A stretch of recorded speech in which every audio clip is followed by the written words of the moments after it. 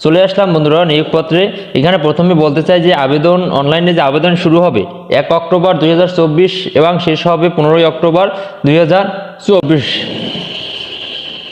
এখানে আপনার যে বয়সসীমা প্রয়োজন, এখানে বয়সসীমা প্রয়োজন 18 থেকে 20 বছর। যে সকল প্রার্থীর বয়স 15 অক্টোবর 2024 তারিখে বর্ণিত সীমার মধ্যে থাকবে তারাই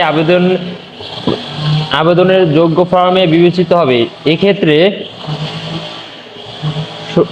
মুক্তিযোদ্ধা, শহীদ মুক্তিযোদ্ধা, বীরাঙ্গনা সন্তানদের জন্য নির্ধারিত কোটার জন্য বিদ্যমান কোটা পদ্ধতি অনুসিদ্ধ হবে।